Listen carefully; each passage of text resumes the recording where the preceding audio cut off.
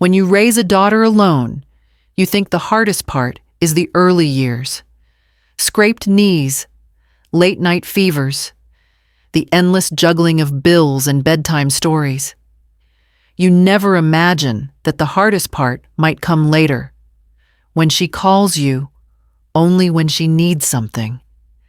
That's what it felt like when Rowena's name lit up my phone, the same familiar ringtone that had started to sound more like a summons than a greeting. "Hi, Mom," she said, all breathless efficiency. "Quick thing, do you have any plans for the next 2 weeks?" I knew that tone. There was no "how are you," no room for a real answer. "I was hoping to clean out the attic," I said dryly. "Why?" "We need someone to stay at the house and help with Sybil. It's just for 2 weeks. Grant's parents planned this big family trip to Maui, and Sybil can't fly, obviously. Everyone else is going, even the housekeeper's off." I sat straighter. "Sybil? You want me to take care of Sybil?" "She'll be fine, Mom. She doesn't move or speak. You just have to follow the medication chart and give her shakes on time. Amanda's typed up everything. I'll walk you through it. She's not a houseplant, Rowena." She sighed. "You're overthinking it. Look, I wouldn't ask if we had options. Grant's parents think it should be family, and they trust you." That part felt false. The Albridges had never been warm to me. Too middle class, too plain, too everything they weren't. But I also knew how Rowena operated. She smoothed conflict by agreeing to things, then passing the fallout to someone else. "I'm not trained for this," I said quietly. Rowena brushed past it. "It's Sybil, Mom. She doesn't even know what's going on half the time. She won't notice." I hated the way she said that, like the child was already half gone. The next day, I packed a week's worth of cardigans, drove across county lines to the Albridge estate, and walked into a marble-floored home that felt colder than the February wind outside. Rowena greeted me at the front door with her usual brisk hug, her eyes darting toward the clock. "Thank you," she whispered already halfway through the foyer. "It's really not a big deal." That's when I saw Sybil propped in a chair near the staircase, her eyes vacant, limbs still. And for a moment, I felt something stir that I couldn't name. I turned toward the guest suite, already uneasy. The silence in the Albridge house was not peaceful. It was the kind that settled in your ears and pressed against your ribs, a silence so rehearsed it became part of the decor. Even Sybil, seated in her motorized chair, like a museum exhibit, seemed folded into it. She didn't blink when I passed, didn't flinch when I touched her shoulder. Her gaze drifted toward the wide bay window, but focused on nothing. I followed the care binder exactly. The instructions were precise mechanical feeds at 8 noon 6. Medications at 9 2 and 9 again. Don't change her channels. Don't speak too much. Keep her in view.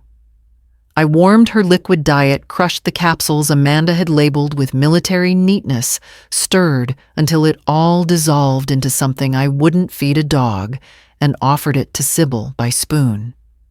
She swallowed, barely. By 6 o'clock, I needed to feel human again.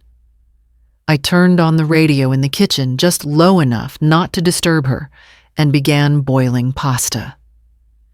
Cooking had always been my therapy. I measured sauce-chopped garlic, tried to ignore the eyes I felt but hadn't seen. Halfway through stirring the pot, something shifted. It wasn't the air or the music, it was the unmistakable sensation that I wasn't alone. I turned slowly, expecting to see maybe one of the Albridge's staff returning early. But what I saw made my stomach drop. Sybil was standing. Not quite steady, not even upright enough to run. But she was out of her chair, leaning against the kitchen doorway, with one hand braced on the molding, her knees trembling slightly beneath her nightgown. Her eyes found mine. "Sybil," I breathed. My mouth had gone dry. She took a shaky step forward, her lips parting. "They want my 2 million, she said, voice thin but clear. "Please help." The wooden spoon fell from my hand. I didn't move, couldn't. She looked exactly the same, and yet not at all. There was terror in her face, but something else too. A hope that made my heart pound harder than the fear. I rushed toward her, afraid she'd fall, but she held up one small hand. "Don't tell them," she whispered. "They said if I ever told anyone, they'd send me away." The water on the stove boiled over, hissing behind me, but I didn't turn back. I didn't care. Because in that moment, I knew nothing in that house was what it seemed.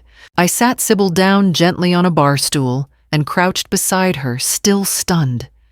She was out of breath, not from fear, but from exertion. Her legs had not held her weight in a long time. I reached for her hands. They were trembling, but warm. "How long have you been able to walk?" I asked.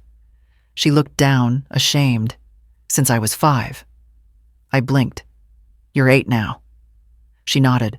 "Almost 9. I couldn't form the next question. It was too big, too cruel. Sybil filled the silence herself.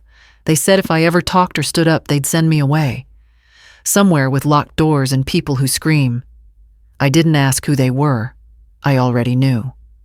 I was bad once," she whispered. "I waved at a neighbor when Grandma wasn't looking. That night, they made me sleep in the basement. No lights." I swallowed the rising heat in my throat. "Why would they do this to you?" She looked at me like I was missing something obvious. "Because of the money." And then she told me about the trust. Her maternal grandfather, her real one, not Vernon Albridge, had died in a car accident 5 years ago. He left her $2 million in a trust with Grant, appointed as trustee. The money was supposed to be untouched until she turned 18, unless she was declared mentally incompetent. They said if I stayed quiet, they could use the money. "Just for a little while," she said. But then I heard them saying they'd never let me turn 18. I followed her slowly to her room. It was clean, sterile, too perfect. Every corner felt scrubbed of personality. She pointed to the ceiling, tiny cameras barely visible in the molding. "Sometimes they turn the sound on," she said softly. "That's why I talk here."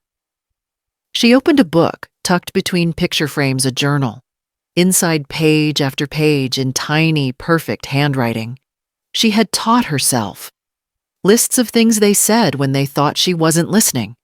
Conversations, numbers, names. She reached under her mattress and pulled out folded documents, some with notary stamps, others with bank letterheads.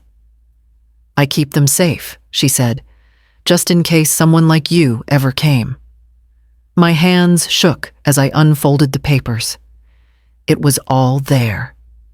And yet something in her voice made me pause. "I'm not dumb," she added quietly. "They say I cost too much, that I'm just an expense. But I'm not. I'm just a child." She looked away, and for the first time I realized what she was really asking me. She didn't want rescue. She wanted to matter. I placed the papers gently on the desk, already wondering what else they hadn't told us. I didn't sleep that night. I sat on the edge of the guest bed with Sybil's journal in my lap and a legal pad in my hand, scribbling notes and timelines, trying to make sense of the evil hiding behind the Albridge name. By morning, my head pounded with more than exhaustion. It was the weight of knowing too much and the danger that came with it. After breakfast, Sybil led me to a cabinet in the upstairs study she said no one ever touched. I had to jimmy the drawer open with a butter knife. Inside were envelopes, receipts, dusty stationery, and a letter creased and yellowed addressed to my granddaughter Sybil. She sat beside me as I read it aloud. Her maternal grandfather had created a second trust, one Sybil hadn't known about. $25 million set to transfer to her name at age 25, but only if she was deemed mentally fit to manage it. My heart slowed as the pieces rearranged themselves. The drugs, the cameras, the threat of institutionalization. This wasn't just theft. It was long-term strategy. They were grooming her for permanent dependency. The plan wasn't to keep her sick until she was 18. It was to keep her sick forever. I excused myself and locked the study door behind me. Then I made a call I should have made the moment I saw Sybil stand. Ria Calderon picked up on the second ring. We hadn't spoken in years, but her voice still had that quick, sharp confidence I remembered from our college debate team. Now she specialized in guardianship law and child protective cases. I told her everything in a low, even voice, watching the hallway while I spoke. When I finished, she said, "You need to start collecting everything: photos, videos, screen captures. Get her to speak on tape. And keep a copy outside the house. Don't confront anyone yet. Not until we have legal position." I thanked her, then hung up and took a deep breath. I knew what I had to do next. That afternoon, I crushed Sybil's evening pills in the sink and flushed them. She watched wide-eyed and said nothing.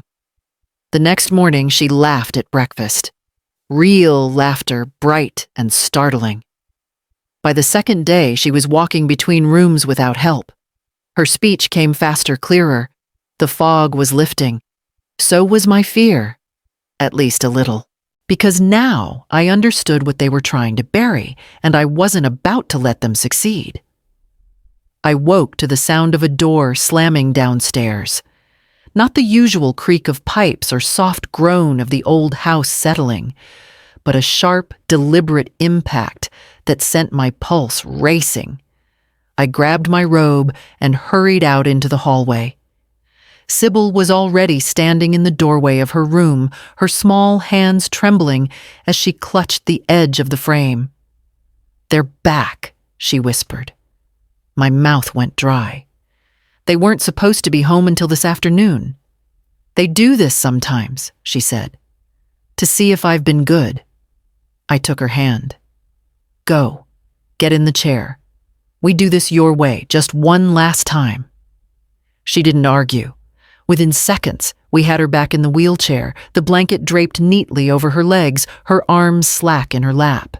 She was still too thin, but without the medication, she looked like a child again, not a ghost. I checked the hallway mirror, smoothing my hair and trying to calm the shaking in my chest. Downstairs, voices rose and fell. Grant's low and annoyed, Amanda's sharp and brisk. I took the stairs slowly, as if this were any other morning. Amanda was the first to meet my eyes. She still wore travel clothes, her lipstick freshened, but her hair wind-tossed. "Did you change her schedule?" she asked without greeting. "No," I said evenly. Everything followed to the letter. She narrowed her eyes. "Because when we checked the cabinet, some of the medication logs looked incomplete. She missed a dose once I lied quickly." She gagged. "I thought it better to wait until the next one." Grant stepped forward, then arms crossed. "Cora, we left you with very clear instructions. I've taken care of children before," I replied, "including Rowena, who had colic for 6 months and didn't stop crying. Forgive me if I trust my instincts." Amanda tilted her head. "Instinct doesn't override medical need." The tension cracked like glass beneath my feet. Then came the sound of footsteps above us. Light but deliberate. A door opened. I turned toward the stairs just as every other head in the room did. Sybil was descending slowly, one hand on the railing, wearing her nightgown, her hair loose around her shoulders. Her chin was lifted her back straighter than I'd ever seen it. Amanda's mouth dropped open. Sybil reached the bottom step, then paused. "I'm done pretending," she said, her voice steady, clear. "I want my life back." The silence that followed was the kind that doesn't last. It implodes. Amanda gasped and lunged forward. Grant shouted her name. Eleanor and Vernon appeared from the hallway like drawn knives, but I stepped between them before anyone could touch Sybil. And just like that, there was no more pretending left for any of us. Amanda moved first, crossing the room with frightening speed. Her arm reached for Sybil's wrist, yanking her forward, already digging into her purse for a small amber bottle. "You're having an episode," she hissed. "You're confused again. Let's get you upstairs." "No," Sybil said, jerking away. "I'm not sick." Amanda grabbed her face with one hand and forced the pill bottle open with the other. The sound of capsules rattling was like gunfire in the stillness. I stepped in without thinking. My body moved before my fear could catch up. I shoved Amanda back just hard enough to create space between her and Sybil. "Don't touch her," I said. Amanda stumbled into the side table, nearly knocking over a porcelain lamp. "You have no right," she barked. "She needs this. You're interfering with medical care." "She doesn't need anything but protection from you," I said. My voice was calm, but my hands were shaking. Grant stepped in now, arms raised, as if diffusing a fight. "Cora, listen to yourself. You don't know what's going on here. You've been manipulated." "She's been drugged and silenced for years," I said. "And I've seen enough." Vernon Albridge, who had stood quietly until now, finally spoke. "Let's all be reasonable. This is a private family matter." He walked slowly toward me, pulled out his wallet with deliberate control, and took out a business card and a check. "I'd prefer not to involve outside parties. I believe in discretion." He held them out like an offering. "Whatever you think you've found, let's settle it." Quietly. I didn't take the card. "Too late for that," I said. "Everything I've collected, videos, journal pages, forged documents, it's already been sent to someone I trust, including Child Protective Services." Vernon's jaw tightened. Amanda's eyes darted toward Grant, who looked like he might faint. "You think a judge will believe you over our physicians, over specialists we've flown in from Boston and New York," Vernon said. I didn't get to respond. The doorbell rang. Everyone froze. I moved first. I walked to the door and opened it. Rhea stood there in a trench coat file folder in one hand, her expression cool and composed. Beside her were two uniformed police officers and a woman in a navy suit holding a CPS badge. "Good morning," Rhea said loud enough for the entire family to hear. "We're here to speak with the minor child Sybil Albridge regarding a report of long-term medical abuse and financial exploitation." Vernon didn't move. Amanda turned pale. Grant opened his mouth, then closed it again. Behind me, I felt Sybil's small hand wrap around mine. I stepped aside and let them in. They questioned Sybil in the sunroom where the light poured in and the cameras didn't reach. Rhea sat beside her, the CPS worker just across. I stayed by the doorway out of view, but close enough to listen if my presence helped her stay calm. Sybil answered clearly, her voice quiet but steady, as she described the pills, the threats, the nights she slept in darkness, for speaking too loudly. Amanda broke before they even finished. "She's making it sound worse than it was." She snapped at first, pacing the foyer with wild eyes. "We were trying to help her keep her safe. She's fragile." Rhea remained still. "The footage says otherwise.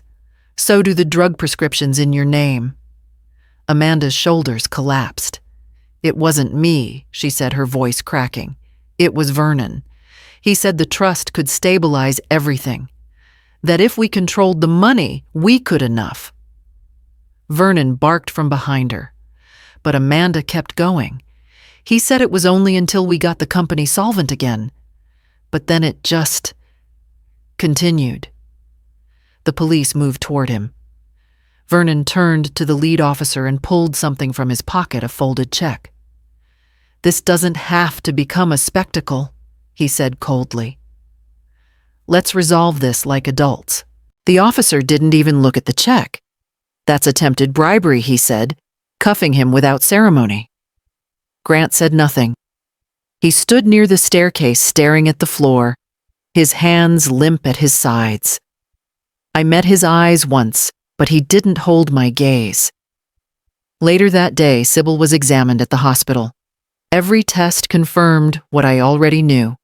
She was perfectly healthy, physically normal, neurologically intact. She was never sick, just silenced. Rowena met me outside the exam room, mascara streaked down her cheeks.